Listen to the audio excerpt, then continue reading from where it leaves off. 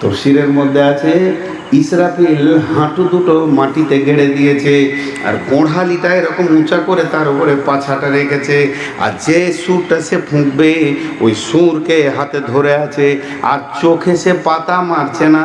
আমরা চোখে পাতা মারি, কিন্তু ইসরাফিল মারে না, সে আল্লাহর চোখের দিকে তাকিয়ে আছে। আল্লাহ যখনই বলবে রে ইসরাফিল এখনই তুমি পৃথিবীকে ধ্বংস করে দাও, তো পৃথিবী ধ্বংস করবে। অনুফিকা পিসুরি فصيق من في السماوات ومن في الأرض ثم نفخ إلا من شاء الله ثم نفخ فيه أخرى فإذا هم قيام ينظرون। ইসরাফিল কবার সুর ফুঁকবে? দুইবার। কয়বার? দুইবার। একবার সুর ফুঁকবে যে পৃথিবী ধ্বংস হয়ে যাবে, গোটা পৃথিবী, গাছপালা, জমি জায়গা, পাহাড় পর্বত, বাড়ি ঘর, হসপিটাল, হোটেল, বড় বড় লজ, খুব বুর্জ খলিফা, 400 তলা 500 তলা, কেউ থাকবে না। কেমন হয়ে যাবে? জিরো জিরো জিরো জিরো, একটা প্রাণী থাকবে না। গোটা পৃথিবীটা শূন্য, না গাছপালা, অক্সিজেন, সব মাটি চাপা। কতদিন থাকবে? 40 বছর। কতদিন থাকবে? 40 বছর। সূরা জুমারের তাফসীর বলছি, কোনো গল্প শোনাচ্ছি না। 40 বছর থাকবে। দিয়ে তারপরে আবার আল্লাহ বলবে ইসরাফিলকে দ্বিতীয় সুরটা ফুঁকো, সুম্মা নুফিকা ফিহি উখরা। দ্বিতীয় সুর যখন ফুঁকবে তখন পঙ্গপালের মতো সব উঠবে। প্রথমে নবী মুহাম্মদ সাল্লাল্লাহু আলাইহি ওয়াসাল্লাম উঠবেন, আবু বকর, ওমর, ওসমান, আলী, কারকুল, বাকিওয়ালা উঠবে। এরপরে বিশ্ব জুড়ে সবাই উঠতে থাকবে। কিয়ামতের দিন সব উঠবে। উঠার পরে দেখবে দুইটা জিনিস নাই। দুইটা জিনিস নাই। এক হচ্ছে আলো নাই, সূর্য তো শেষ, চাঁদ শেষ, তারা শেষ, জোনাকি পোকা শেষ, ব্যাটারি শেষ, বিদ্যুৎ কল্প শেষ, জেনারেটর নাই। তাহলে প্রথম কি থাকবে? অন্ধকার, আলো নাই। আর দ্বিতীয় দেখবে প্রেম নাই। কিন্তু বড় দুঃখের বিষয়, পৃথিবীতে আমি কয়েকটা হিসাব করেছি, অঙ্ক করেছি, মিলাতে পারিনি। আর বহু মাস্টারকে বলেছি যদি কেউ আমাকে এই অঙ্কটা শিখিয়ে মিলিয়ে দিয়ে হুঁশটা এনে দিতে পারে তা ও আর আমি সারা জীবন ছাত্র হয়ে থেকে যাব, আর ও আর জুতা বহাবো। সেই হিসাব তিনটে, দুটো বলি। যেমন মহিলা, মেয়েদের ব্যাপারে আমি অনেক বক্তব্য রাখি, আপনারা জানেন। এরা মানুষ না অন্য কিছু, হিসাবই খুঁজে পাই না। 10 মিনিট কথা বলবে ভালো, তারপরে যে ওর বিগার ধরবে, তো পৃথিবীর কোনো ডাক্তারের কাছে ওর ওষুধ আজ পর্যন্ত নাই। বিশ্বনবীকেও পানি খাইয়ে দিয়েছে। দ্বিতীয় নম্বর, পুলিশকে আমি অঙ্কে আনতে পারি না। আমার নিজের চোখে দেখা ছেলেরা পড়াশোনা করছে ভালো, মেধা, ব্রেনিয়ান ছেলে, কলেজ যাচ্ছে, কোনো পুলিশ রাস্তায় ঘোষ খেয়েছে তা ও গাল দিচ্ছে, নোংরা নোংরা খারাপ খারাপ কথা বলছে। ওকে লজ্জা নাই, শরম নাই, লোকের পয়সা খায়, বেতন আছে তারপরও। কিন্তু ও আবার পুলিশ হয়ে গেল, তখন ডবল ঘোষ খেয়েছে। শালা মানুষটার দোষ না চাকরিটার দোষ না পোশাকটার দোষ খুঁজে পেয়েছি না। আমি এখন অঙ্ক মিলাইতে পারিনি। আর এই জালসা কমিটি 23 বছর জালসা করছি, 23 বছর। 23 বছরে দুনিয়ার সবাই হেদায়েত হলো, খালি হেদায়েত হয়নি আমার বউটা আর এই জালসা কমিটি। আমার বউকে আমি পারিনি হেদায়েত করতে, কারণ ও যেমন টেঁড়া আছে ওই রকমই আছে। আর জালসা কমিটি, আজকে জালসা চলছে ধ্বজাঘাট, আর ধরেন কাটিহার থেকে একটা কমিটি ছেলে এসছে, তো বলছে আপনাকে কটায় দিয়েছে মৌলানা? বললাম 1:30টায়। ছি ছি ছি, 1:30টায় আপনাকে দিলে ভালো হয়, বাট 9টা 10টায় দিয়ে দেবে তো ভালো হবে। তা আমার মনটা বলছে তাহলে ও 9টায় দিবে, ওর জালসাতে যাবো। তো ওর জালসায় যেছি তখন 3:30টাতে দিছে। বিশাল অঙ্ক মিলছে না, তালি পেছি না। ওইখানে বলে গেল যে ছি ছি এরা যা ভুল করেছে, এত রাতে দেয়, লোক থাকবে না। ফের ওর জালসায় যখন যেছি তখন 3:30টাতে দিচ্ছে। ও বিশাল অঙ্ক খুঁজে পেয়েছি না। হ্যাঁ, আল্লাহ মাফ করুক। আমি আপনাদের সামনে সূরা জুমার থেকে মাত্র 3-4টি আয়াত পড়েছি। আর একটা হাদিসকে হালকা পড়েছি। কয়েকটি কথা আপনাদের সামনে বলে বিদায় দিব। আমি যখন প্রথম এখানে আসি, তো এই বছরের আমার এটা প্রথম জালসা, সেই হিসেবে আমি নিয়ত করেছিলাম যে সূরা বাকারার প্রথম রুকুটা তাফসীর করব। খুব ভালো লাগবে, লোকজন থাকবে। আর সূরা বাকারার প্রথম রুকুর ভিতরে যে কত কত কত গভীর কথা আছে, দেখবেন ইউটিউবে দেওয়া আছে। তো আমি ভেবেছিলাম ওটা তাফসীর করব, কিন্তু এখন দেখছি যে না, রাতও শেষ, শ্রোতাও শেষ, আমিও শেষ। তো পৃথিবীর শেষ লগ্নটাই বলি। যে কোটি লোক জেগে আছেন, আমি 1 মিনিট একটা ছোট্ট আপনাদের কাছে আবদার রাখছি। আমি বহুদূরের মেহমান, আমার আবদার যদি মিটান তা আল্লাহ আপনার আবদার মিটাবেন। আল্লাহ মেহমানকে কত ভালোবাসেন। আপনারা কি মেহমানদারি করবেন? আল্লাহ করেছে আমার। আপনারা ঈশার নামাজ পড়েছেন 4 রাকাত, আমি পড়েছি 2 রাকাত। ফরজ নামাজ কনসিডার করে দিয়েছে আল্লাহ। মেহমানকে কত ভালোবাসে। তা আপনারা যদি একবার আমার ইজ্জতটা রাখেন, সবটাই সামনে আসেন, একবার জায়গা ছাড়েন, দেখেন আপনাদের মনোবলও বাড়বে। আসেন, যে কটি জেগে আছেন, ও মরাটাকে তুলেন, ওইটাকে ও মুতে দেবে আর খানি খলিল। উঠেন, বল তোর নানি জিলেপি নিয়ে খুঁজছে, ওকে বল উঠবে না, ওর কানে সুড়সুড়ি মারো, ওকে উঠাও, ওকে ছেড়ো না। এই যা, ঘর যা, আগে আসেন, যেটি জেগে আছেন আগে। আরে বাপ, আগে এসো। সোনামানি, আপনাদের চেয়ার ছাড়া অসুবিধা আছে? নিচে বসে, যদি অসুবিধা থাকে তো বসেন, নাহলে চেয়ারেই বসতে। মাশাআল্লাহ, কিরে বাপ, কোট ভকেট দেখে তো মনে হচ্ছে অ্যাডভোকেট। নিচে বস, চেয়ারে বসতে হবে। মাশাআল্লাহ, সকলে একবার বলি আলহামদুলিল্লাহ। দেখেন আলহামদুলিল্লাহ জোর বলি, আলহামদুলিল্লাহ। তোমরা যদি বায়ান শোনো তো বসে থাকো, চা বেচো তা কেটে পড়ো। আমি খুব বদমাশ লোক আছি। আমি আপনাদের সামনে যে আয়াতগুলো পড়েছি, প্রথম আয়াতটার ভিতরে একটা শানে নজুল আছে। বিশ্বনবীকে সব থেকে বেশি কষ্ট দিয়েছে কে? ইহুদি। ইহুদি এই চেয়ার এখানে মানুষ না, হুনু পাছা কি নিচে বসছে না? ওই নিচে বস, বাচ্চা ছেলে। আপনি থাকেন, মুরব্বিটা থাক। ওই নিচে বস, আপনি থাকেন গো, মুরব্বী মানুষ, বয়স্ক লোক, পায়ে ব্যথা আছে। তো রাসূলুল্লাহ সাল্লাল্লাহু আলাইহি ওয়াসাল্লামকে সব থেকে বেশি কষ্ট দিয়েছে কে জানেন? আলিমেরা।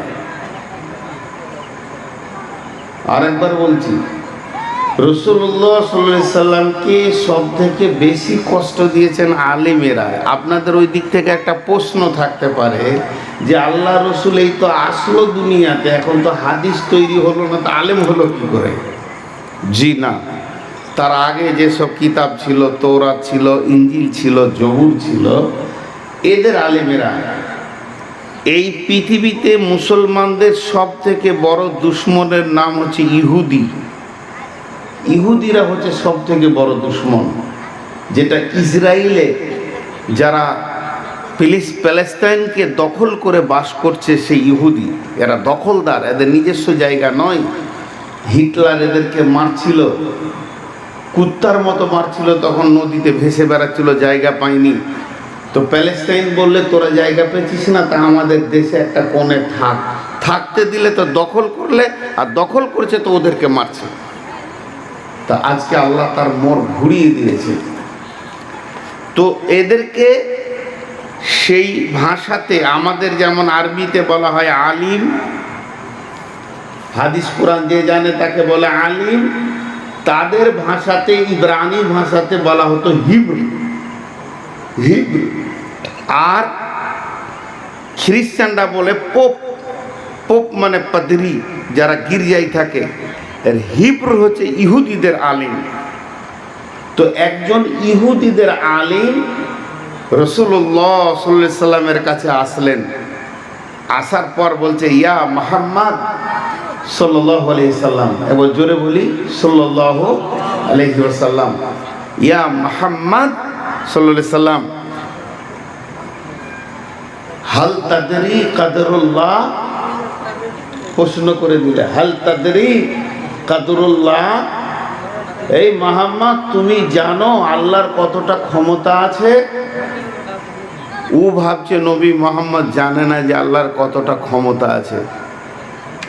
ওর মাথা কত মোটা, বেহুশ গাধা রসুলের মতো ব্যক্তিকে প্রশ্ন করে বলছে তুমি আল্লাহর ক্ষমতা সম্পর্কে কিছু জানো, নিজেকে নবী বলছো? তো আল্লাহ রসুল তখন ওই আয়াতটা পড়তে শুরু করে দিলেন, বিসমিল্লাহির রহমানির রহিম, ওয়ামা কদরুল্লাহ হাক্কা কদরিহি ওয়াল আরদু জামিয়ান কবজাতুহু ইয়াওমাল কিয়ামাতি ওয়াস সামাওয়াতু মাতবিয়াতুন বিয়ামিনিহি সুবহানাহু ওয়া তাআলা আম্মা ইউশরিকুন। ইয়ার চোখ তখন কপালে উঠে গেল, কি বলছে রে, এ খবর তো আমরা জানতাম না, আজীব কথা বলছে। তাহলে তো অনেক জানে। তর্জমাটা কি?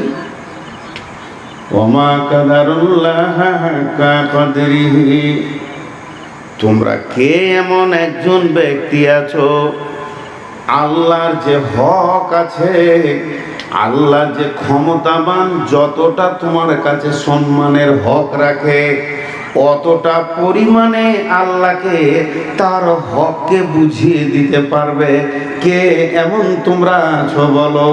আল্লাহ যতটা পরিমাণে ক্ষমতাবান, তার যতটা ক্ষমতা আছে, সে যে রাজ্জাক আমাদেরকে খেতে দেন, সে আমাদের হেফাজত করে রেখেছেন, আমাদেরকে তিলে তিলে অনস্তিত্ব ছিল, আমাদের কোনো অস্তিত্ব ছিল না, অনস্তিত্ব থেকে অস্তিত্ব দিয়ে আমাদের কোনো হাইসিয়াত ছিল না পৃথিবীতে।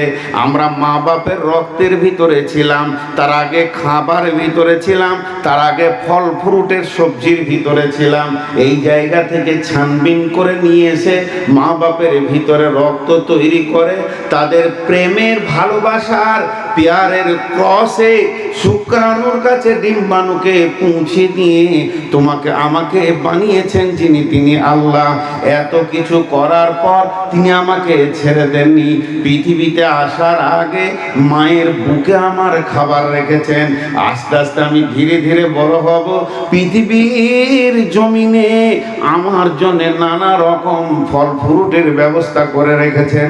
সেই মাবুদ এতগুলো সুসজ্জিত জায়গায় পৃথিবীতে এনেছেন, তাহলে যে এতগুলো দিয়েছে ওই ব্যক্তিটার সম্মানকে দিতে পারবে? ওর যতটা হক আছে, ও যতটা আপনার আমার কাছে সম্মান পাবে, অতটাকে দিতে পারবে বলো? তোমাদের দেওয়ার ক্ষমতা কারণ নাই, তবে সেই ব্যক্তিটার ক্ষমতা শুনে নাও। ওই আরো সমস্ত জমিনকে কবজাতুহু ইয়াউমাল কিয়ামাতে, এই জমিনটাকে এরকম ভাবে, এই কাপড়টা যেমন আমি লেপ্টে নিয়েছি, এইভাবে লেপ্টে আল্লাহ একটা হাতে ধরবেন এবং ওয়াসসামাওয়াতু মাতবিয়াতুন বিয়ামিনিহি, সৌরজগতে যতগুলি আসমান রয়েছে 7খানা আসমানকে আর একটা হাতে ধরবেন, দুই হাতে দুটি জিনিসকে ধরবেন। তিনি হলেন কে? সুবহানাহু ওয়া তাআলা। তিনি এমন একজন, তার কোনো ত্রুটি নাই, তার কোনো ভুল নাই, তার কোনো খুঁত নাই। পৃথিবীর সমস্ত মানুষকে চ্যালেঞ্জ দিচ্ছে, আল্লাহর একটা ভুলকে তোমরা খুঁজে বের করে দাও। আমার ভুল বের করতে পারবে, আমি আপনার ভুল বের করব, আমি কমিটির ভুল বের করব, কমিটি আমার ভুল ধরবে। সারা পৃথিবীর যত বড় জ্ঞানী হোক না কেন, তার ভুল আছে। নবী মুহাম্মদ সাল্লাল্লাহু আলাইহি সাল্লামও ভুল করেছেন, কিন্তু আমার আল্লাহর কোনো ভুল নাই, তিনি হলেন পাক আম্মা ইশরিকুন, তিনি এতটাই পাক, শিরক থেকে তিনি মুক্ত, তার কোনো অংশীদার নাই, তার মতো কেউ নাই, তার সমকক্ষ কেউ নাই, তার ক্ষমতার সমান কেউ নাই। আল্লাহ বলে দিলেন, নবীজি যখন এই কথাটা বলে দিলেন ওই ইহুদিকে, তোর মুখটা চুপসে গেল। জি ভাই, আমরা কোনোদিন ভেবেছি আল্লাহর ক্ষমতাকে নিয়ে? কোনোদিন ভাবিনি। মানুষের অভ্যাস কত খারাপ আমি আপনাদেরকে বলবো, এটাকে নিয়ে কোনো কমান করবেন না, খারাপ দিকে নিয়ে যাবেন না। অভ্যাসটা কত খারাপ। বিড়ি খেয়েছো, কেন টাকাটা কেন নামিয়ে দেয়, তোর 14 গোষ্ঠী জান্নাত চলে যাবে, নামাতে চলে যাবে। হ্যাঁ দিতে মাদ্রাসা পাইলে বায়নের মাঝে কাটাকাটি করলে মিজাজ পর্যন্ত গরম হয়ে যাবে। দিয়েছে তোরা দান করবে তো বড়, ওইটাই দেখছিলাম কাবির করছিল।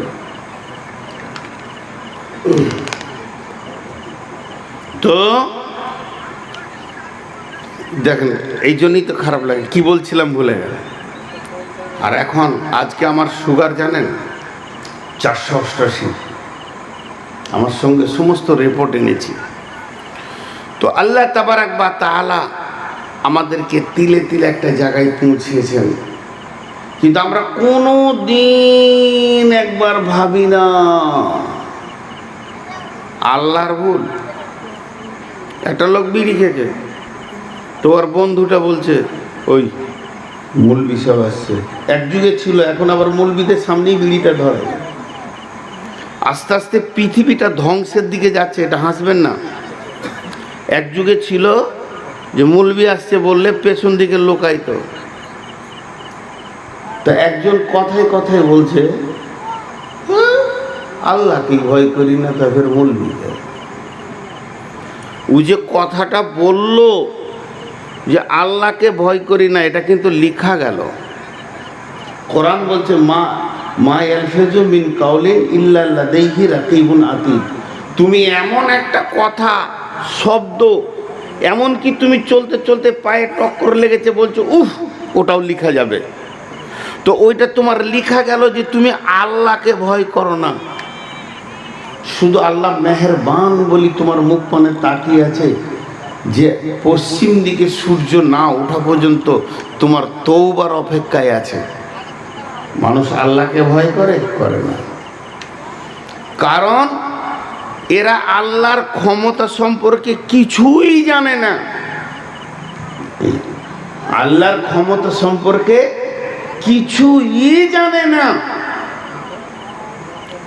আল্লাহ আছে। আপনারা একবার আমার সঙ্গে এই শেষ রাত্রিতে একটু সাউন্ড দেন, আল্লাহ আছে না নাই? আল্লাহ আছে, এ ইলম হ্যায়, ईमान नहीं। अल्लाह है, ये इल्म है, ईमान नहीं। अल्लाह है ही, ये है ईमान। इयाका, इयाका लय, इयाका ওয়া ইয়াকা। যদি আমি বলি তোমাকে ভালোবাসি, আপনারা কেউ আমাকে এসে বলছেন তোমাকে ভালোবাসি, তা আমি জানলাম যে ওই লোকটা আমাকে ভালোবাসে। আর রসুলের হাদিস আছে, কাউকে যদি তুমি ভালোবাসো তো ওই মুখ ফুটে ওটা বলো, ওটা বলতে পারো যে তোমাকে ভালোবাসি।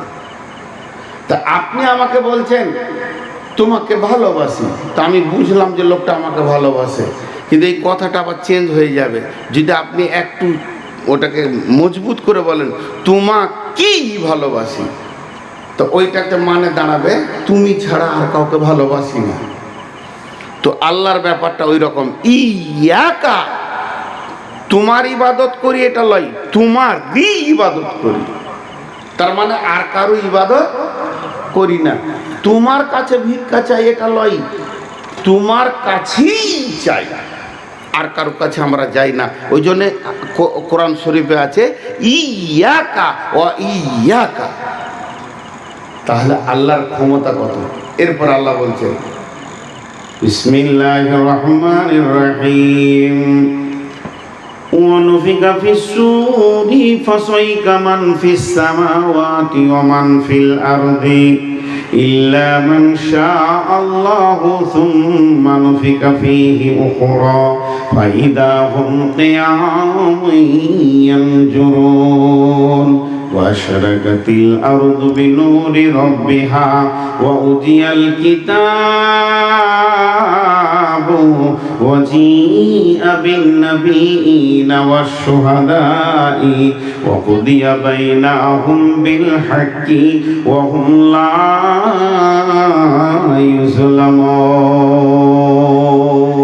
يظلمون।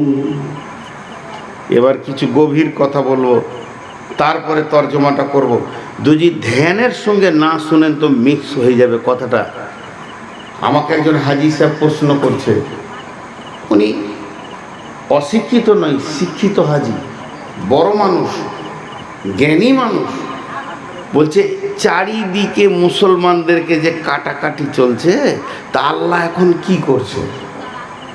প্রশ্নটা দেখেন, চারিদিকে মুসলমানকে মার মার কাট কাট চলছে কি চলছে না? পৃথিবী জুড়ে আপনারা এক কথাই বলেন, শুধু ভারত নয়, মায়ানমারে চলছে, রোহিঙ্গাতে চলছে, ভারতে চলছে, কাশ্মীরে চলছে, আসামে চলছে, মেঘালয়ে চলছে, ত্রিপুরায় চলছে, পশ্চিমবঙ্গও চলছে, চলছে তো চলছে, বিহারে চলছে, এইভাবে চলতে চলতে কাশ্মীর পর্যন্ত চলছে, ফিলিস্তিনে চলছে, আর কোথাও চলছে, উইঘুরে চলছে, চীনে। মুসলমানদেরকে খালি মার। তা আল্লাহ এখন কি করছে? আল্লাহর ক্ষমতা বেশি না আমাদের এই বেঈমান সরকারের ক্ষমতা বেশি?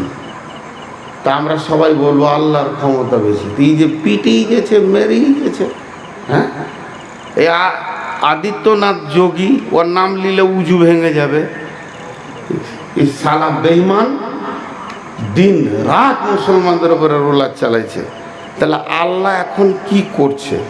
হাজি সাহেবের প্রশ্নটা কিন্তু খুব জটিল, উত্তরও জটিল, কিন্তু আসান। একটা সহজ করে চলে যাবেন, আসান। একটা ছোট্ট ইতিহাস 2 মিনিট আপনাদের সামনে বলবো, তাহলে বুঝতে পারবেন। আল্লাহ রসুলকে 2 ভাগ করে দেওয়া হয়েছে, নবতী জিন্দেগিকে। এই জায়গাটা একটু মন দিয়ে শুনুন। আপনাদের বিরক্ত লাগছে নাকি? বিরক্ত লাগলে বলবেন আর কি, কারণ শেষ রাত তো খামকায় বকশিয়ে এটা জানেন। আল্লাহ রসুলের নবুয়তি জিন্দেগিকে 2 ভাগ করা হয়েছে, নবুয়তি জিন্দেগি। এবার আপনাদেরকে বুঝাই, উনি টোটাল বেঁচে ছিলেন ক বছর? 63 বছর, 63 বছর। তার মধ্যে নবী হয়েছিলেন ক বছর? 23 বছর। তো 40 বছর বাদ দেন, 23 বছর উনি নবী হয়েছিলেন। এবার 23কে 2 ভাগ করেন, 11.5, তো হাফ মাস হয় না, 12 আর 11 ধরেন। তো নবীজিকে 2 ভাগ করে দেয়া হলো কেন? নবীজি হলেন নবী মক্কি, নবী মাদানী। নবীজি হচ্ছেন নবী মক্কি, নবী মাদানী। তিনি মক্কায় ছিলেন 10 থেকে 11 বছর, এর জন্য তার নাম হচ্ছে মক্কি। তিনি মক্কায় জন্ম নিয়েছেন, তিনার আতুর ঘর, মায়ের ঘর, লাড় পোতা আছে মক্কার মাটিতে, এই জন্যে তিনি মক্কি। আবার তিনি হিজরত করে সমস্ত পেপারস বানিয়ে নিল মদিনার মাটিতে। আল্লাহর হুকুম হয়ে গেল, সেখানে 10 থেকে 12 বছর কাটালেন। ওনার চাকরি জীবন শেষ হয়ে গেল। যে ডিউটির জন্য আল্লাহর কাছ থেকে পৃথিবীতে এসেছিলেন, ওই ডিউটিটা শেষ হয়ে গেল। বিশ্ব নবীকে আল্লাহ চাকরি থেকে টেনে নিলেন। 63 বছর বয়সে তিনি পৃথিবী থেকে বিদায় নিলেন। এই আইনটা সারা পৃথিবী মেনে নিয়েছে। যত স্কুল কলেজে মাস্টার আছে, 63 বয়স হলে সরকার বলবে তুই এবার ঘর ঢুকে যা, আর পড়াতে পারবে না, তুই রিটার্ন হয়ে যা, তুই অপাস হয়ে যা, অবসর নিয়ে নে।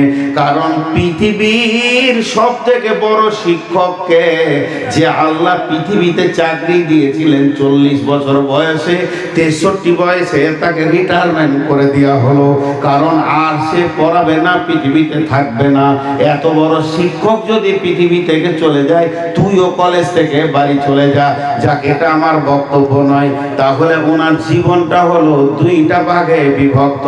তাহলে পৃথিবীতে মুসলমান যতদিন বেঁচে থাকবে, পৃথিবীতে মুসলমান যতদিন বেঁচে থাকবে, পৃথিবীতে মুসলমান যতদিন বেঁচে থাকবে, তাদের হালাত থাকবে দুইটা, হয় একটা মাক্কি না হয় মাদানি। বিশ্বনবী মক্কা জীবনে কোরআনের তালিম, ইসলামকে গোপনে গোপনে গোপনে গোপনে প্রচার করেছেন, প্রকাশ্যে নামতে পারেননি। আর যখনই মদিনায় চলে গেলেন, মদিনা জীবনে খালি জিহাদ আর প্রকাশ্যে মেহনতে নেমেছেন। তাই মুসলমানদের অবস্থা পৃথিবীর বুকে দুই ধরনের চিরদিন থেকে যাবে। হয় তারা মক্কাওয়ালার মতো গোপনে জীবন কাটাবে, আমল করবে, তাবলীগ করবে, আর না হয় মদিনাওয়ালার মতো জিহাদের ময়দানে নেমে যাবে। তাই ভারতবর্ষের মুসলমান মক্কাওয়ালা জিন্দেগি কাটাচ্ছে, আর ফিলিস্তিন বাংলাদেশের মুসলমান মদিনাওয়ালা জিন্দেগি কাটাচ্ছে। বুঝে এলো কথাটা? বোঝাতে পারলাম? একবার হ্যাঁ না বলেন। আমরা কোন অবস্থায় আছি? মক্কা অবস্থায় আছি। চুপ থাক রে, বেশি কথা বলিস না, বিজিবি বজরং গরম হয়ে আছে, মেরে দেবে, কারণ ওদের দল বেশি আছে। মক্কাতে ঘটনা নবীর ওই ছিল। আর বাংলাদেশ ফিলিস্তিনওয়ালারা উঠে দাঁড়িয়েছে, কে রে, তোর গর্দন নিয়ে নিব। নাস্তিকরা হুড় হুড় করে পালাচ্ছে, ওখান থেকে মেরে দেবে রে, পালা, সকাল হলেই কেটে দেবে, কারণ ওরা মদিনা জিন্দেগি কাটাচ্ছে। এবার বলেন, নামাজ কখন থেকে শুরু হয়েছে? 5 ওয়াক্তের নামাজ কখন থেকে শুরু হয়েছে? রাসূলুল্লাহ সাল্লাল্লাহু মেরাজে গিয়েছিলেন, 5 ওয়াক্তের নামাজ এনেছে, মেরাজ থেকে শুরু হয়েছে। শেষ হবে কবে? জি, নামাজটা বন্ধ হবে কবে? পশ্চিম দিকে সূর্য উঠে যাবে, নামাজ বন্ধ। জিহাদ কখন থেকে শুরু হয়েছে এবার বলেন? আমাদের ইসলামের জিহাদটা, প্রথম জিহাদ কোনটা? বদর। প্রথম জিহাদ কোনটা? বদর। বদর বদর আপনারা ও ভালো করে শুনেন। তাহলে জিহাদ শুরু হয়েছে কোথা থেকে? বদর থেকে। মুখ খুলেন, মুখ খুলেন। জিহাদ শুরু হয়েছে কোথা থেকে? বদর থেকে। শেষ হবে কোথা বলেন? দাজ্জালকে মারার পর। তার আগে নাই, চলছে জিহাদের আমলটাও এখন চলছে। যেমন নামাজ চলছে, রোজা চলছে, হজ চলছে, যাকাত চলছে, উমরা চলছে, ফিতরা চলছে, শবে কদর চলছে, জালসা জুলুস চলছে, মাদ্রাসা চলছে, কিছুই বন্ধ হয়নি। এই আমলগুলো যেমন চলছে, তেমনি জিহাদ চলছে পৃথিবী জুড়ে। এই জিহাদে যতজন শহীদ হবে দিনকে বাঁচানোর জন্যে, ওই হানজালার মতো, ওই আমির হামজার মতো এরাও নেকি পাবে। তাহলে শহীদের রাস্তা এখন বন্ধ নাই। তাহলে যদি এই ছাগলগুলো, রাম ছাগলগুলো না থাকে, ওই বজরং বিজেপি আর শিবসেনা না থাকে, তাহলে জিহাদটা চলবে? আছে তো ভালো, দুটো শহীদের রাস্তা খুঁজে পাওয়া যাবে। নাহলে গাছে গলায় দড়িলে মরবি দিয়ে শহীদ হবি? কোথাও মরবো আমরা? শহীদের একটা রাস্তা খোলা থাকতে হবে। তো এই রাস্তাটা আল্লাহ খুলে রেখেছে ভারতবর্ষের লোকের জন্য। আমাকে একজন জিজ্ঞেস করছে, হুজুর কেমন আছে? বলে, বদরের প্রান্তে দাঁড়িয়ে আছি এখন, কখন যে শুরু হবে আল্লাহ জানে। তো এরই কোনো টেনশন নেই। মুসলিম কোনোদিন এই নিয়ে টেনশন করে না, কারণ আমাদের আসল সুখ ওই দিকে। এবার হযরত বেলালের একটা ঘটনা আপনাদেরকে শোনাই, তাহলে ওই আয়াতটা বুঝে আসবে যে আল্লাহর ক্ষমতা, আল্লাহ এখন কি করছে, আল্লাহ কি করছে, এটা বুঝে আসবে। হযরতে বেলালকে 2 জন মারছে, 2 জন। একটা হলো আবু জাহেল, একটা উমাইয়া। আর ওদের হাতে মারার যে জিনিসটা আছে, ওটা লাঠি লয়, লোহার চাবুক, তারের মারছে, তো খট করে কেটে গেছে। আর বেলালের মুখ থেকে বের হয়েছে আহাদ, মানে এক আল্লাহ। তো আবু জাহেল তখন বেলালকে বলছে, ওই গাধা মাথা মোটা বেহুশ, তোকে হুঁশ আছে? তোর আল্লাহর ক্ষমতা বেশি না আমার ক্ষমতা বেশি? এটা আবার মারবো। তোর আল্লাহকে বল আমার হাতটাকে খালি রুখে দে। তোর আল্লাহকে বল আমার হাতটাকে খালি রুখে দিবে। এটা আবার মারছি। তাহলে এখান থেকে তোর হুঁশটাকে খুলে লে, যে ওই আল্লাহকে বাদ দিয়ে দে, ওই আল্লাহর সাথে সম্পর্ক শেষ করে দে। আমরা যেরকম দেবদেবী নিয়ে পড়ে আছি, এই লাইনে তুইও ঢুকে পড়, আল্লাহ আল্লাহ করে আর মার খাস না। কত বড় কঠিন প্রশ্ন, সওয়াল, কোশ্চেনটা কত হার্ড। যে তুই চোখে দেখ, তুই শুতে আছিস আর আমি মেরে গেছি, তোর আল্লাহ রুখতে পারছে না, তারপরও তুই আল্লাহকে আল্লাহ বলবি কেন? আমি একটা মানুষ, তোর আল্লাহর যদি অত ক্ষমতা থাকতো আমার হাতকে রুখে দিত, মেরেই গেছে। তো বেলাল ওকে উত্তর দিচ্ছে, এত মার খাওয়ার পর গোটা পিঠ ঘা হয়ে গেছে, কেটে রক্ত বেরোচ্ছে, তারপরে উত্তর কি দিচ্ছে জানেন? যে রে পাগলা, তোর বিশ্বাস, তোর আকীদা, তোর ঈমান যে তুই আমাকে মারছিস, কিন্তু আমার বিশ্বাস ওইটা নেই। আমি বেলালের বিশ্বাস, আমি বেলাল এটা বিশ্বাস করি, তোকে দিয়ে আল্লাহ আমার ঈমানকে পরীক্ষা করছে। হাটে একটা হাঁড়ি কিনতে গেল, মানুষ বাজিয়ে দেখে, একটা কাঁসার ঘড়া কিনবে তো বাজিয়ে দেখে ফাটা আছে না ফুটা আছে। তা আমার আল্লাহ আমাকে চির সুখ জান্নাতে দেবে, তা আমার ঈমানটাকে তোর মতো বেঈমানকে দিয়ে একটু বাজিয়ে নিচ্ছে। আমার ঈমানের মজবুতি কত আছে হে ভারতবর্ষের মুসলমান, আল্লাহ এখন বিজেপিকে দিয়ে আমাদের ঈমান বাজাচ্ছে। আল্লাহ আল্লাহ আছে, হযরতে বেলাল বলছেন আল্লাহ আল্লাহ আছে, তোকে কে দিয়ে আমার ঈমানকে বাজাচ্ছে।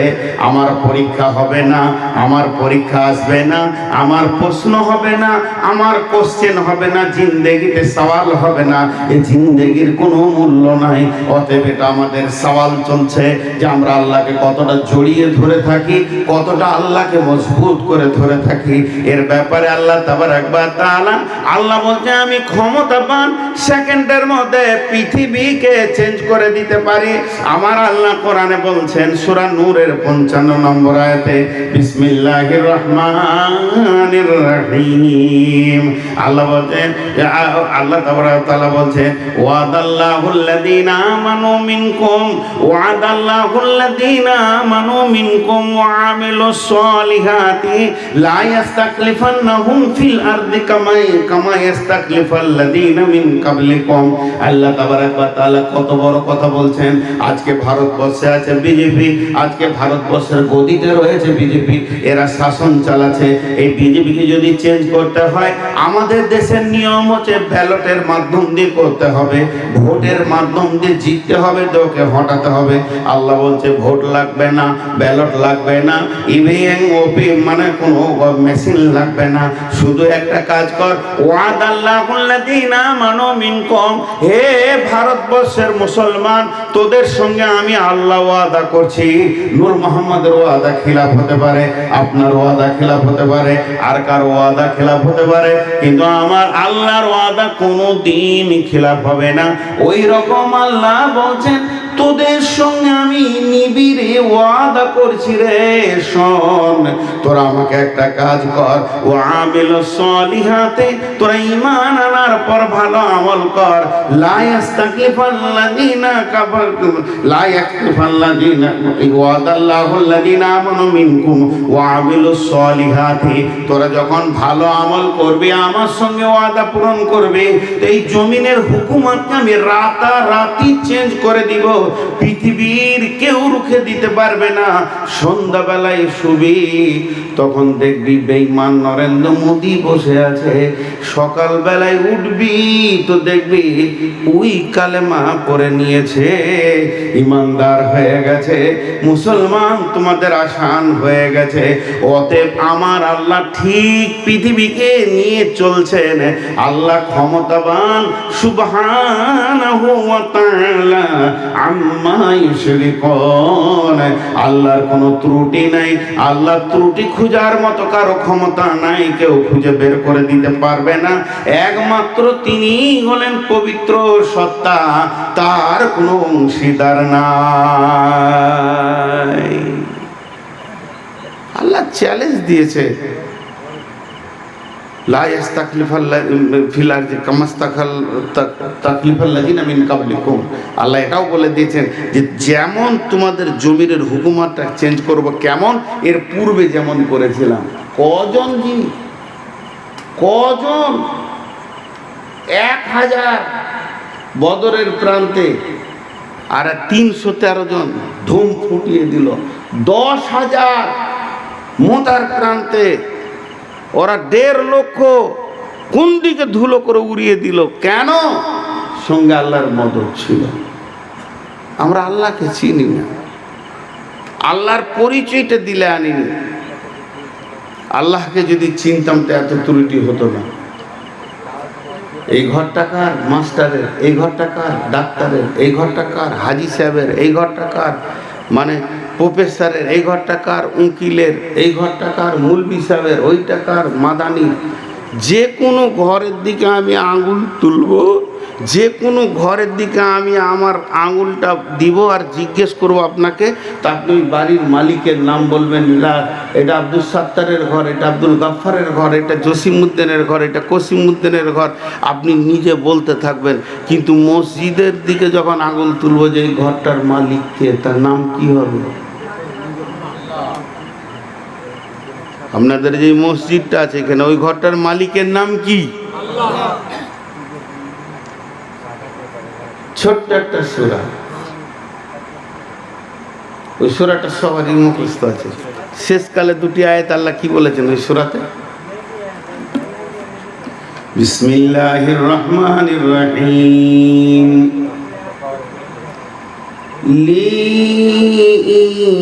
লিইলাফি কুরাইশ ইলাফিহিম রিহলাতাশ শিতাই ওয়াস-সাইফ ফালিয়াবুদু রাব্ব হাযাল বাইত ফালিয়াবুদু রাব্ব হাযাল বাইত আল্লাযী আত'আমাহুম মিন জু'ইন ওয়া আমানাহুম মিন খাউফ। বিহারের মুসলমান, কাটিহারের মুসলমান একবার বলেন এটা সত্য না মিথ্যা? একটা জের যাবার মিথ্যা আছে? এখানে যা আছে সত্য তো। যিনি মিথ্যা বলছেন হাত তুলেন তো দেখি। সবাই সত্য বলছেন। একবার সবাই মহব্বতের সঙ্গে বলেন আমার সাথে, জোরে বলেন, ফালিয়াবুদু রাব্বা হাদাল বাইত। জোরে বলেন, ফালিয়াবুদু রাব্বা হাদাল বাইত আল্লাযী,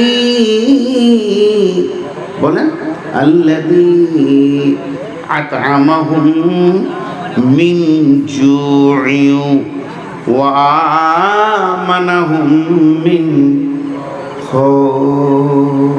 কি বললেন আল্লাহ?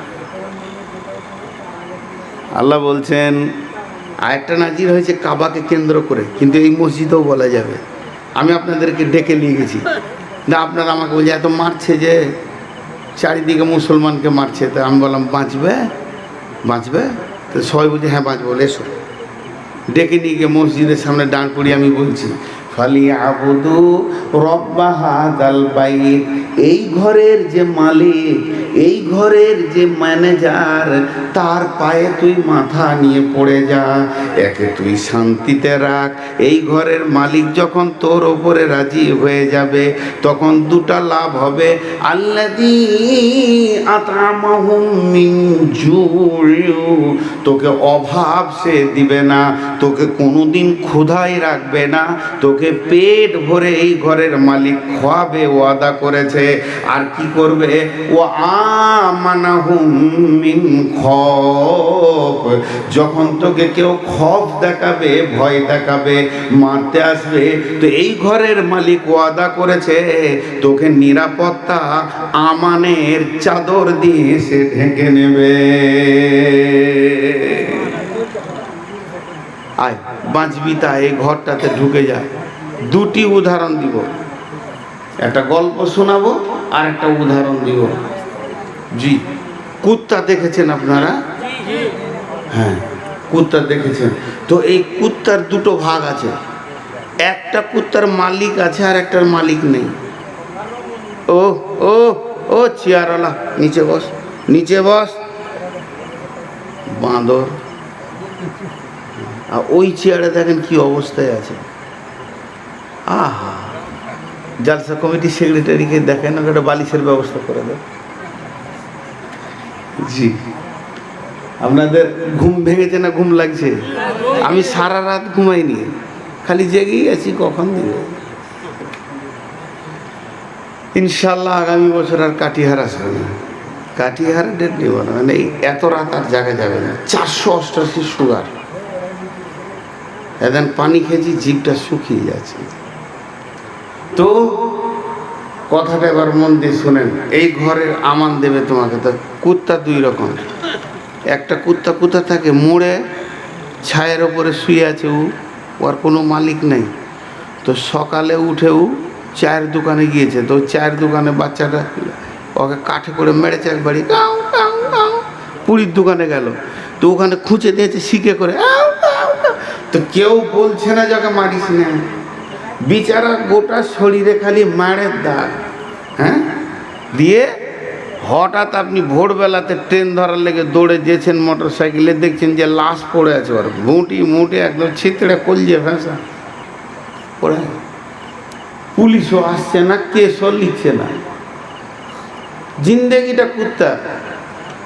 আর একটা কুকুরের মালিক আছে, ও আবার BMW গাড়িতে চেপে যায় ওর মালিকের সাথে, আর ওর মালিক যখন মিষ্টির দোকানে নামে তখন ওকে আগে দুটা দেয়, চমচম খা। হ্যাঁ, চিকিৎসা করে, সাবান দিয়ে গোসল করায়। এখন ওই চায়ের দোকানের ছেলেটা, মিষ্টির দোকানের ছেলেটাকে খালি এরকম করেছে, ছোট্ট একটা মটর ছোলার দানা পড়েছিল, কেউ টেবিলে খেয়েছে, পড়ে গেছে, মটরটাকে খালি মেরেছে। তখন ওই মালিকটা বলছে, ওই বলবে কি বলবে না, আমার কুত্তাকে মারবি কেন? তো মুসলমান এদের কোনো মালিক নেই, না ঘাটকা না ঘাটকা, এরা ওই রোডের কুত্তার মতো হয়ে গেছে। আজকে বিজেপি মারছে, কালকে সিপিএমে ঢুকে পড়েছে, সিপিএমে পঞ্চায়েতে ঝগড়া করতে করতে মুখে লাথিয়ে দিয়েছে, কংগ্রেসে ঢুকে গেছে। হঠাৎ দেখছি ওর লাশ পড়ে আছে, মূল্যও নাই, তাহলে কেস ছেড়ে না ফুটে। কিন্তু যদি এদের মালিক থাকতো, এরা যদি আল্লাহর গোলাম হতো, তো পৃথিবীর কেউ একটু টাচ করলে আল্লাহ বলতো, আমার গোলামের গায়ে হাত দিয়েছিস মানে এদের কোনো মালিক নেই। হাজি ভাই বলেন, আমরা হাকিকাতান মুসলমান। ইমিগ্রেশন চেক আপ এয়ারপোর্টে হয়, আপনি ঢুকবেন আর মেশিনের দরজা আছে, টিক যাও চলে যাও, টিক যাও চলে যাও, kick kick kick kick kick মাল আছে, দাঁড়াও তুমি। বুঝতে পেরেছেন কি না? তাহলে ওই মেশিন বলে দিচ্ছে 2 নম্বরই মাল পার করছে। যদি কোরআনের একটা গেট তৈরি করা হয়, কে মুসলমান আর কে বেঈমানে গেট দিয়ে পার হতে, একটাও আমরা মুসলমান নাই। যদি কোরআনের গেট করা হয় আর বলা হয় যে তুই এদিকে পার হয়ে যাবি, কোরআন বলবে যে হ্যাঁ এটা মুসলমান গেল। বিয়ে শাদী হিন্দুর মতো, চলাফেরা খ্রিস্টানের মতো, দাড়ি টাড়ি মুখে নাই, দেখে মনে হচ্ছে চামারের বাচ্চা, আবার জুমার দিনে টুপি মাথায়। এই শালা কোনো হিসাবেই বলেছে না যে এটা কোন কোন গ্রুপের মাল। না নবী মোহাম্মদ আছে টোটালে, না খ্রিস্টান আছে, না ইহুদি আছে। এদেরকে কে নিবে? হয় হিন্দু হয়ে যায়, তাহলে বাবা যদিন দুনিয়াতে থাকবি রসগোল্লা খাগা, মরার পরে জাহান্নাম যাবি, যেখানে যাবি যাবি। সে সুখও পেছে না, আর মুসলিম হয়েও জাহান্নামে কবরেও গিয়ে আল্লাহর কাছে আর শান্তি পাবে না, না ঘাটকা না ঘাটকা। জি, আল্লাহ তাবারাক ওয়া তাআলা বলছেন, শোনো আমার ক্ষমতা শোনো, ওমা কাদারুল্লাহ হাক্কা কাদরিহি ওয়াল আরদু জামিআন কাবজাতুহু ইয়াওমাল কিয়ামাতি ওয়াস সামাওয়াতু মাতবিয়াতুন বিয়ামিনিহি সুবহানাহু ওয়া তাআলা আম্মা ইউশরিকুন ওয়া নুফিকা ফিস সূরি ফাসাইকা মান ফিস সামাওয়াতি ওয়া মান ফিল আরদি ইল্লা মান শাআল্লাহু থুম্মা নুফিকা ফীহি উখরা ফাইদা হুম কিয়াম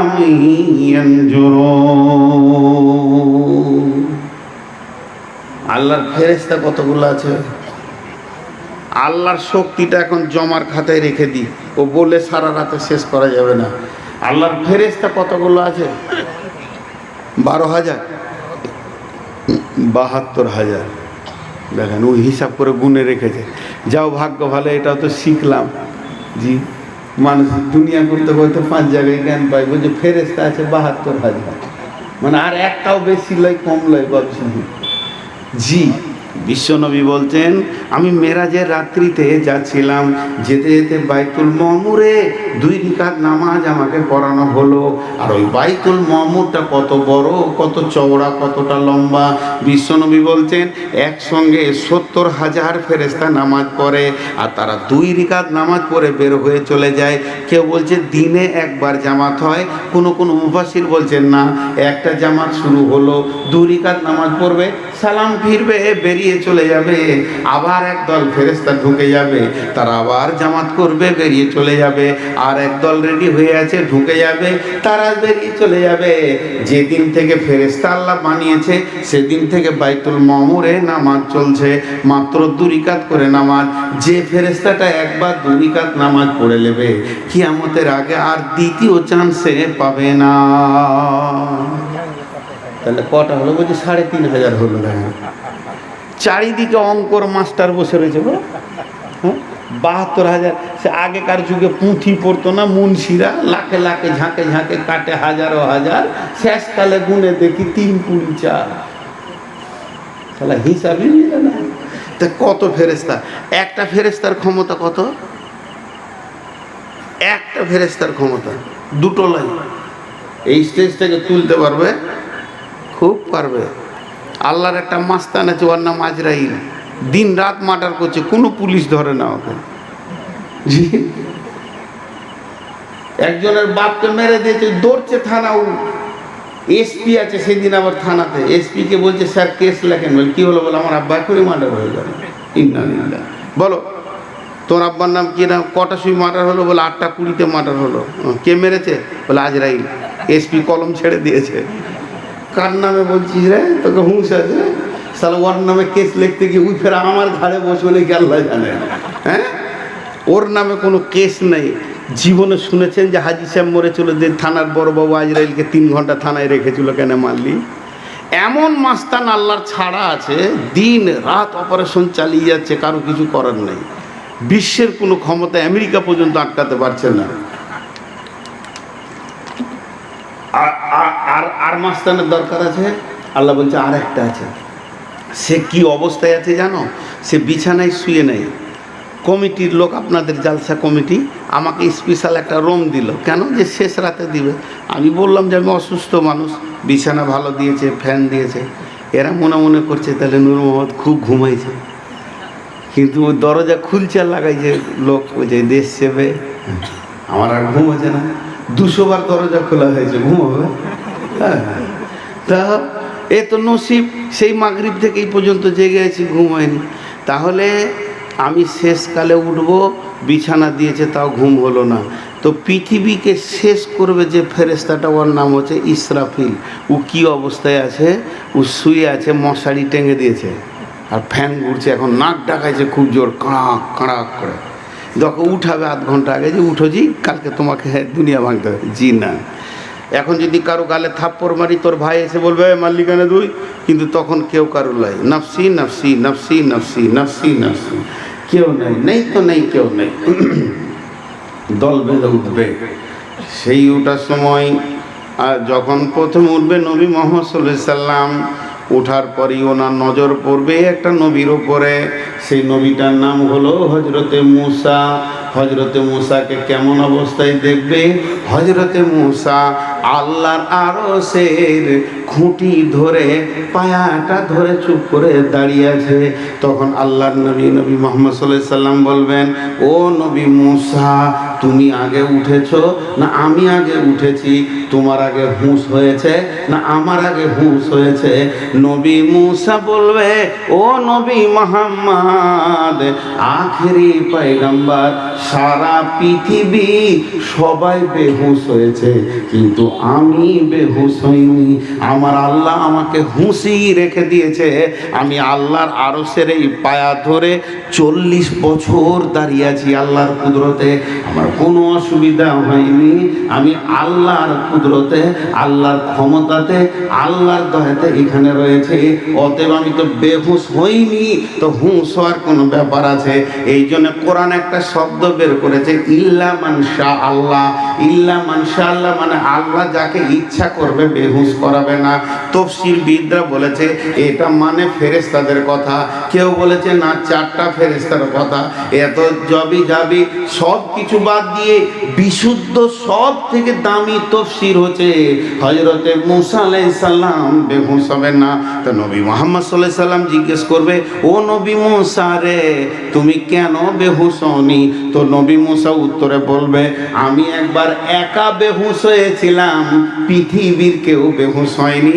সেটা হলো তুর পাহাড়ে গিয়ে আল্লাহকে দেখতে চেয়েছিলাম, আর আল্লাহ আমাকে বলেছিল, মুসা রে দুনিয়ার চোখে দেখতে পাবি না, তারপরও আমি আবদার করেছিলাম। আর যখনই নূরের তাজাল্লি পড়েছিল আমি আল্লাহকে দেখিনি, আল্লাহ নূরের তাজাল্লিতে আমি বেহুশ হয়ে গেছিলাম। তাই আমার আল্লাহ আজকে ওটা পরিশোধ করে দিয়ে ড্র করে দিয়েছে। মুসা নবী এক আজীব নবী ছিল, বুঝছেন? মুসা নবীর কিছু কিছু কথা যদি বলি তো আপনারা হেসে মরে যাবেন। একদিন দোয়া করছে উনি, ওর দোয়া দেখেন কেমন, হে আল্লাহ তুমি সুখকে রেখে দাও, দুঃখকে কেটে দাও, সুস্থ শরীরকে রেখে দাও, রোগ জিনিসটাকে কেটে দাও, হে আল্লাহ শান্তি রেখে দাও, অশান্তি কেটে দাও। আল্লাহ বলছে হাত নামাবি, তুই এক পেশে খালি ভালো গলা নিবি আর খারাপ থাকবে না, তাহলে তোর সঙ্গে আমার পরীক্ষা হবে কি করে? হাত নামা। তো মুসা নবীর কাণ্ডই ছিল এক আলাদা। একদিন জিজ্ঞেস করছে, আল্লাহ তুমি ঘুমাও, লাও মজা। আল্লাহকে জিজ্ঞেস করছে, ও পাহাড়ে গিয়ে আল্লাহর সঙ্গে কথা বলতে জন্য মুসা কালিমুল্লাহ। তা আল্লাহকে বলছে, আল্লাহ তুমি ঘুমাও। বলছি তোর মাথাটা হুঁশ আছে? আমি ঘুমাই কি ঘুমাই না তোকে দেখাই, বস চুপ করে। বসিয়ে দিয়েছে একটা পাথরে, আর দু হাতে দুটো কাঁচের পিয়ালা ধরিয়ে দিয়েছে, তেমনি করে ধরে বসে আছে। তা আল্লাহকে ওকে ঘুম লাগাইতে কতক্ষণ লাগবে? এবার মুসাকে ঘুম লেগেছে, তেমনি খালি হাই তুলছে, এবার ঘুম আসছে ওর।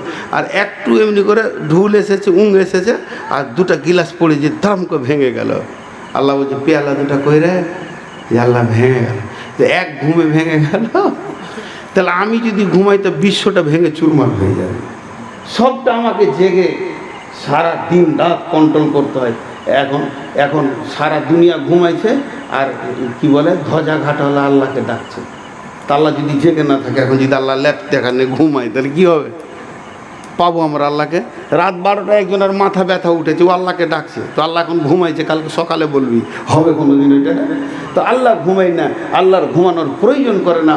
আল্লাহ সবসময় বান্দার উপরে এটা সবসময় যেন অ্যালার্ট হয়ে আছে, চিন্তা নিয়ে আছে।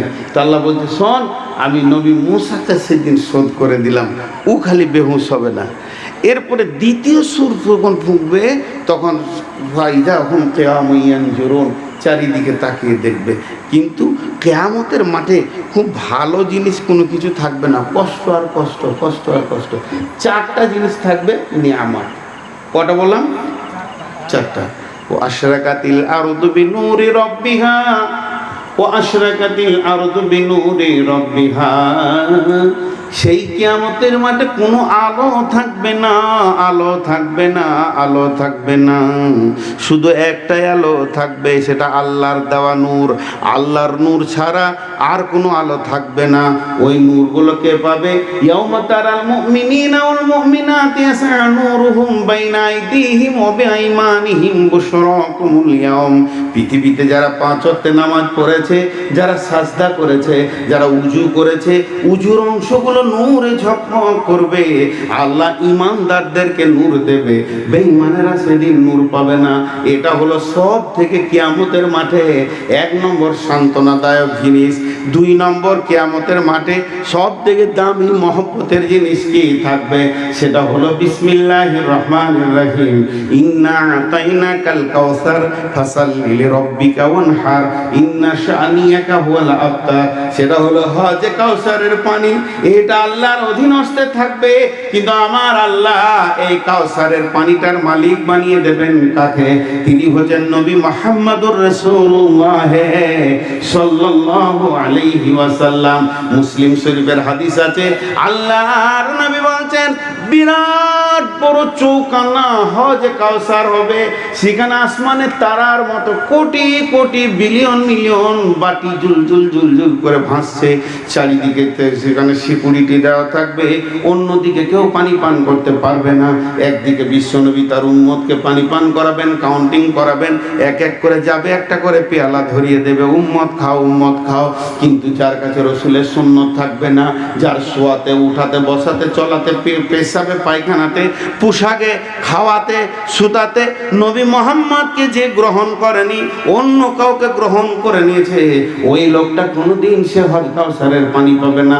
যখন সে জোর করে পানি খেতে যাবে, তার গর্দনে ফেরেশতা ধরে টান মারবে, আর বিশ্বনবী বলবেন, সোহকান সোহকান লিমান গাইয়্যারা মিন দীনি, সোহকান সোহকান লিমান বাদদালা মিন দীনি। দূর হয়ে যা, দূর হয়ে যা, তুই আমার দ্বীনকে পরিবর্তন করে দিয়েছিস।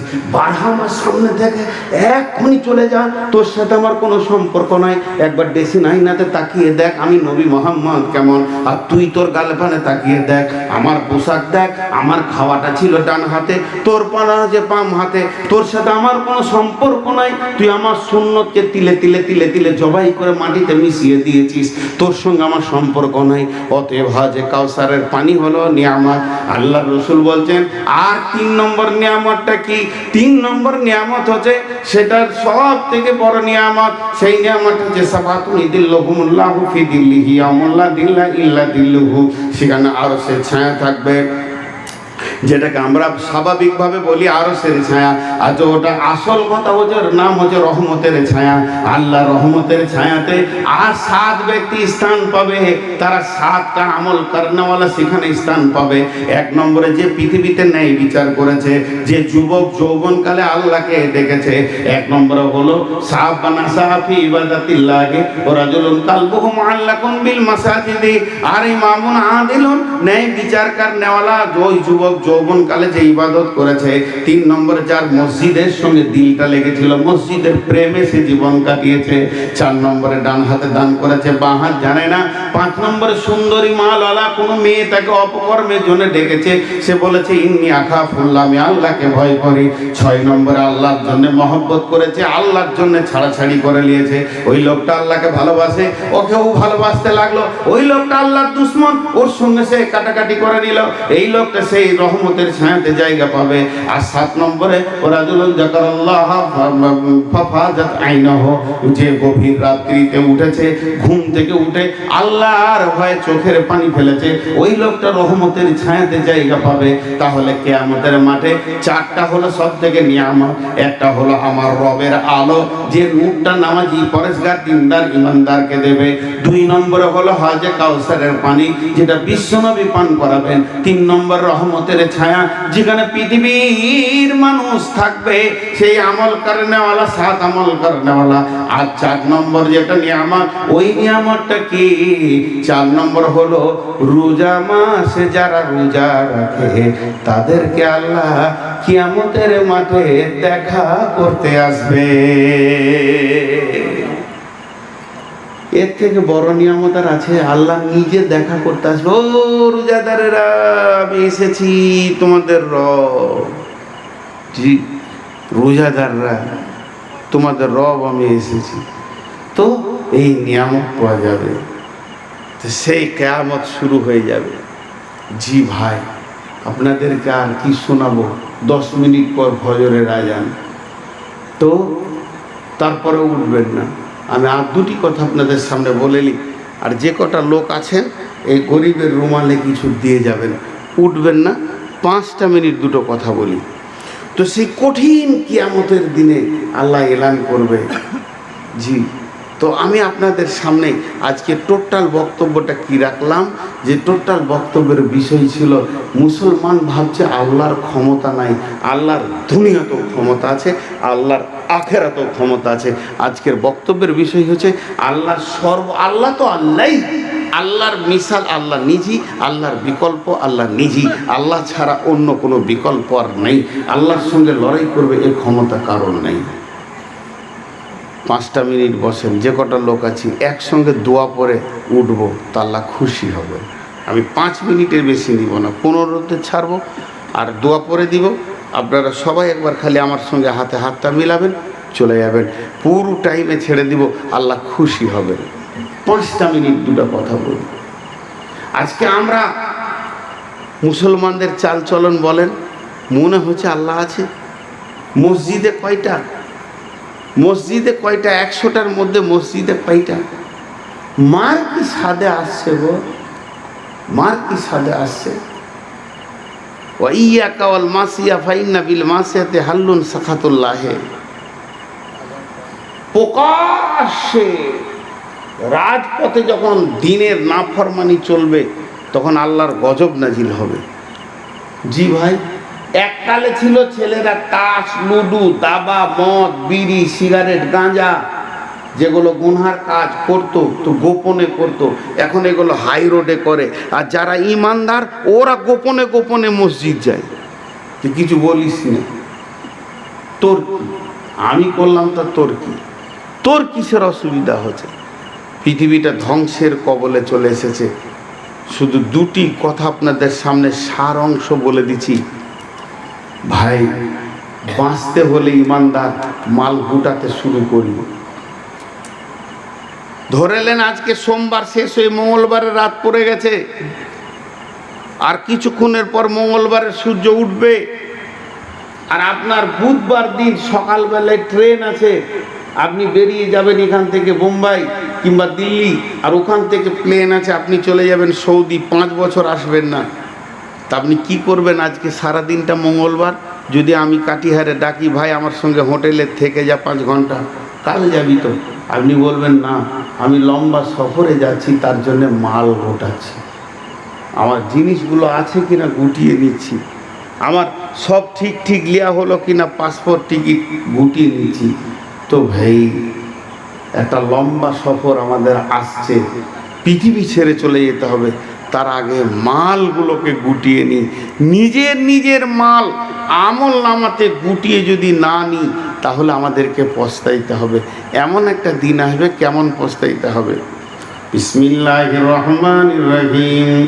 ইয়াউমা ইয়াকুলুল মুনাফিকুনা ওয়াল মুনাফিকাতু লিল্লাযীনা আমানু জুরনা নাকতাবিস মিন নূরিকুম قيل ارجعوا وراءكم فالتمسوا نورا فضرب بينهم بسور له باب باطنه فيه رحمة وظاهره من قبله العذاب।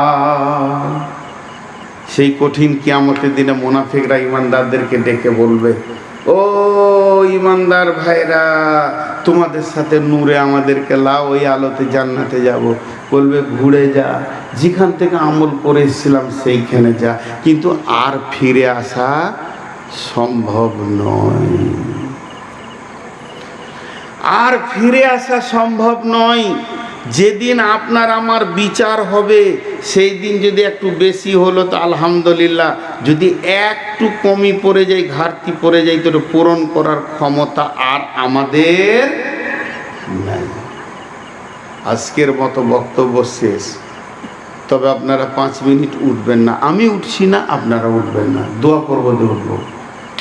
আজকে যতক্ষণ আমি বক্তব্য রাখলাম এই কোরআন থেকে, আর এই কোরআন যতদিন বেঁচে থাকবে ততদিন মুসলমানদের আলো থাকবে, পৃথিবীতে বেঁচে থাকার একটা রাস্তা থাকবে। আর যেদিন কোরআন শেষ হয়ে যাবে সেদিন মুসলমানরা নিজের মাকে, বোনকে, বিবিকে আর কোনো রকম পার্থক্য করতে পারবে না। কোরআন আমাদের আকীদা, কোরআন আমাদের আলো, কোরআন আমাদের হেদায়েতের রাস্তা। বিধায় এটাকে বাঁচিয়ে রাখতে হবে। আর এইটাকে বাঁচিয়ে রাখার জন্যই মাদ্রাসাকে বাঁচিয়ে রাখতে হবে। নূর মোহাম্মদ মরে যায়, এটা কোনো দুঃখ নেই, কিন্তু মাদ্রাসা বেঁচে থাকুক। আমার মতো 20টা নূর মোহাম্মদ এই মাদ্রাসার জন্ম দিতে পারবে। অতএব কোনো ভাই আছেন 2-5 হাজার টাকা দেবেন এখন বা পরবর্তীকালে। আমি 5 মিনিট টাইম নিলাম, যেই 5 মিনিট হয়ে যাবে আমি দোয়া করে দিব ইনশাআল্লাহ। আমি 6 মিনিট